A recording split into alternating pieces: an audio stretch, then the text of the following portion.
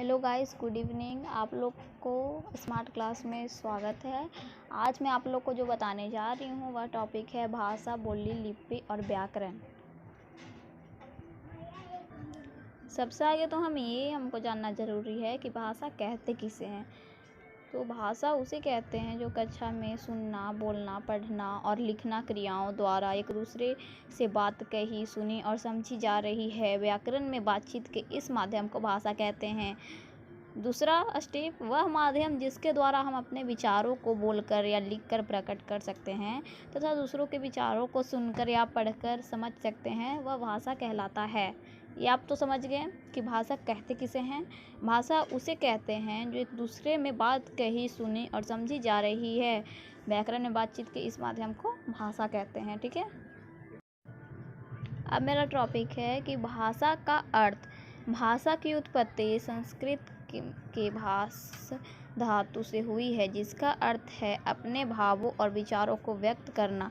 इस प्रकार भाषा का अर्थ है सार्थक ध्वनि संकेतों से अपने मन की बात को समझाना तथा दूसरे के मन की बात को समझना, मतलब कि आपसी बात विचार। ठीक है, नेक्स्ट है भाषा का उद्देश्य। भाषा का उद्देश्य अपने विचारों का आदान प्रदान करना है। भाषा मन में नए विचारों को उत्पन्न करने में सहायता करती है। भाषा एक राष्ट्र की उन्नति में सहायक होती है तथा ज्ञान को लंबे समय तक सुरक्षित रखने में महत्वपूर्ण योगदान देती है। तो आप लोग समझ गए होंगे कि भाषा कहते किसे हैं, भाषा का अर्थ और भाषा का उद्देश्य, जो मैंने अभी आपको पढ़कर बताया है। अब हम पढ़ेंगे भाषा के रूप।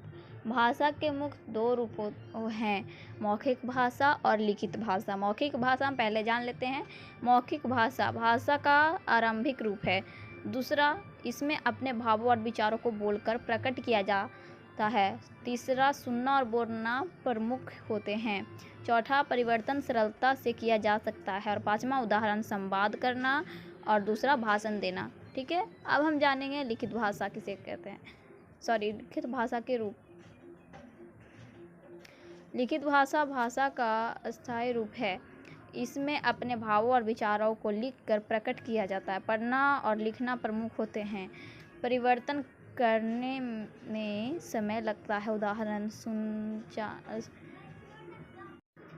सूचना पट और पुस्तकें। तो ये बताया जा रहा है कि मौखिक भाषा जो बोलकर प्रकट किया जा सकता है उसे हम मौखिक भाषा कहते हैं। और लिखित भाषा जो लिखकर प्रकट किया जा सकता है, जैसे कि हम क्लास में पढ़ते हैं, लिखते हैं, वह लिखित भाषा में आया। और मौखिक भाषा जो हम किसी से प्रश्न उत्तर कर रहे हैं, वो हमसे कर रहे हैं, या फिर आपसे हम लोग बात कर रहे हैं, उसे हम मौखिक भाषा कहते हैं। तो आज के लिए इतना ही। अब हम इसके अगले पार्ट कल देखेंगे।